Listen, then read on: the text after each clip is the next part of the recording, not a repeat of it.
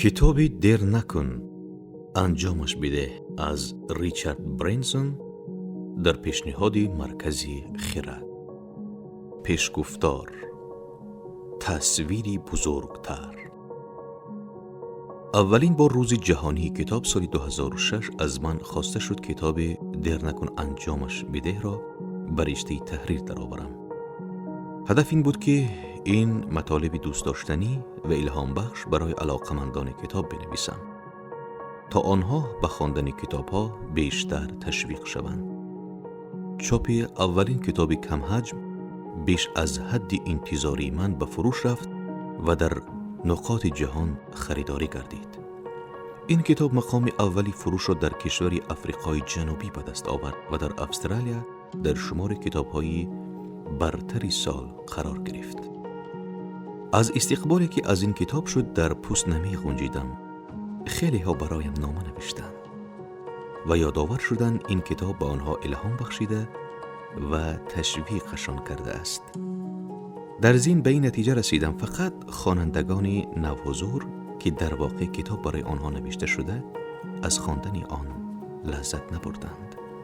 1 سال بعد از من خواستند ویراست دوم کتاب را به چاپ برسانم و مطلب‌های به آن اضافه کنم تا جمع بیشتری از آن بهره ببرند. در تحریر نو تمامی درس‌های اولیه من در زندگی همراه با مطالب جدید که به آینده نگاه داشت به چاپ رسید. در هر مرحله از نگارش کتاب به آن که عمد و قصد در کار باشد درس‌های جدید آموختم. درس آموزی از زمان شروع شد که جوان بودم. آموزش در مکتب ادامه یافت و در تجارت پیگیری گردید. من هنوز در حال یادگیری هستم و هرگز این یادگیری متوقف نمی شود. این درس‌ها در تمام مدت زندگی به من کمک کردند و امیدوارم شما نیز به خواندن این کتاب به مطلب‌های پی ببرید که به شما الهام دهند. روزنامه‌ها مرا و همکاران را در ویرجین آدم‌های سرکش در بهشت نام دادند. شاید دلیلش این باشد که من صاحب 2 جزیره باصفا، یکی در منطقه کریب و دیگری در منطقه شمال استرالیا هستم.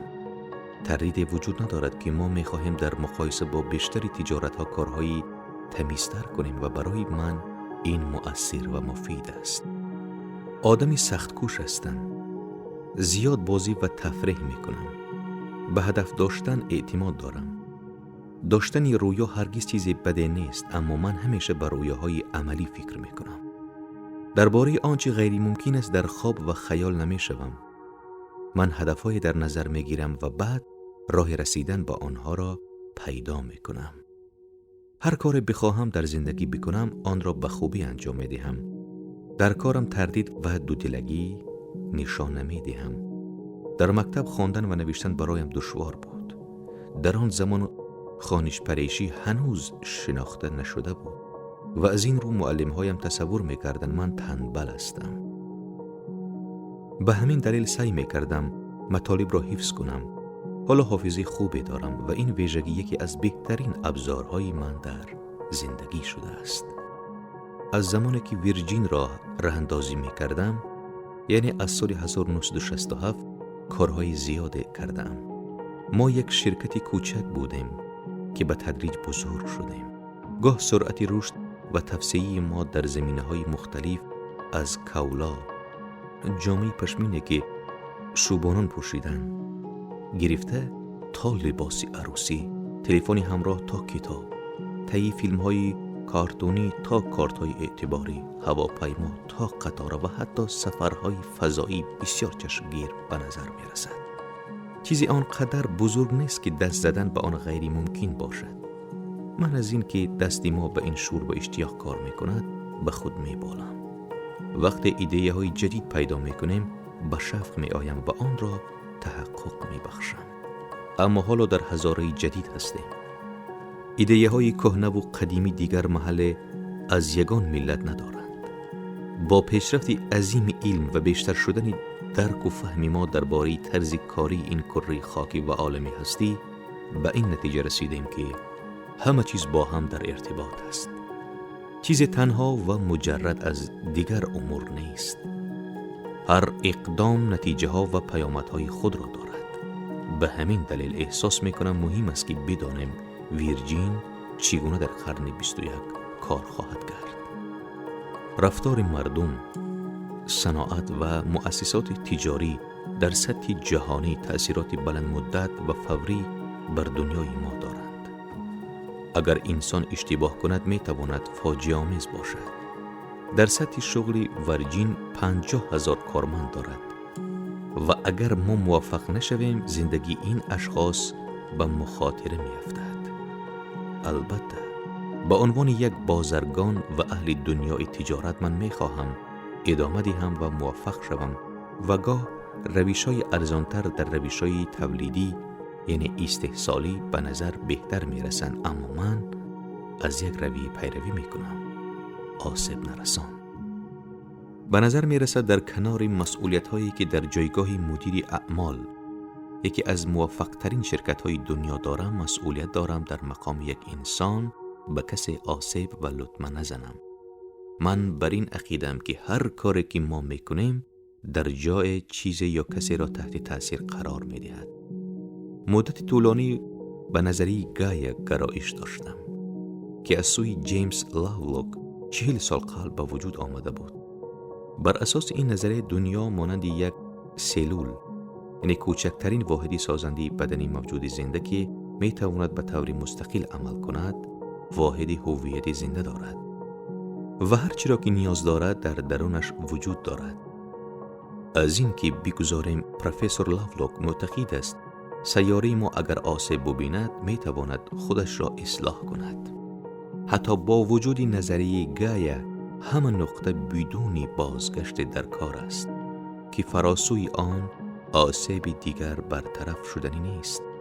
دانشمندان محیط به ما هشدار دادند که سرعت رشد و توسعه صنعت و از بین رفتن جنگل‌های بارانی به قدر گاز کربن به فضا سرازیر کرده که به دوران گرم شدن زمین رسیده ایم که می تواند اکثر نمودهای حیات در روی زمین را از بین ببرد. این اتفاقی است که در حال حاضر رخ می دهد. اگر می خواهیم دوام و بقا داشته باشیم باید محیط را در اولویت قرار دهیم. در مقام یک سرمایه دار با سوال روبرو شدم: آیا لطمه می زدم؟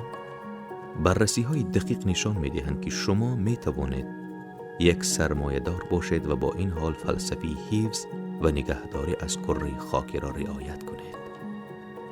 با رعایت کردن راه‌هایی که ویرجین توانسته سوزشواری‌های جدید ایجاد کند تا تولید کربن را کاهش دهد، می توانیم کاری کنیم که گرم شدن زمین متوقف گردد.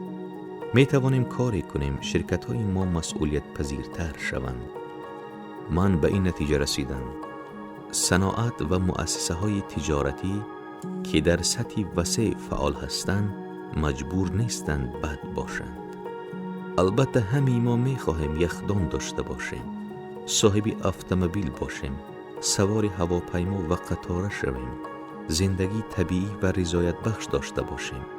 اما باید توجه کنیم که چگونه اقدام‌های ما به محیطمان لطمه می‌زند.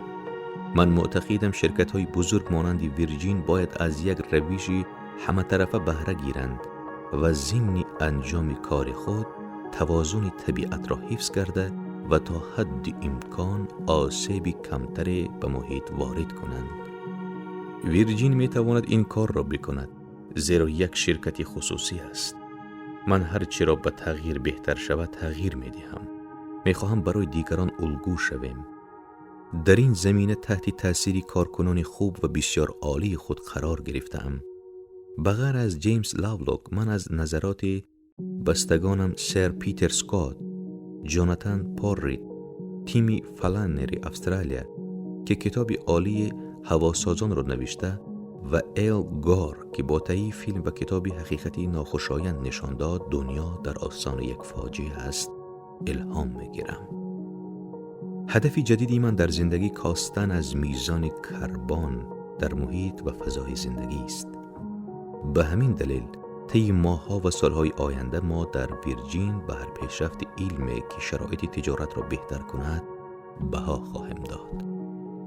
در همین رابطه ویرجین یونیتد بنیاد خیریوی را ایجاد کرده که در سطح فردی و جهانی تفاوت‌های ایجاد می‌کند. ما کارکنان و مشتریان خود را تشویق می‌کنیم خودشان را درگیر این فعالیت‌ها کنند، داوطلب شوند و در نقاط مختلف تغییرات فراوان به وجود آورند.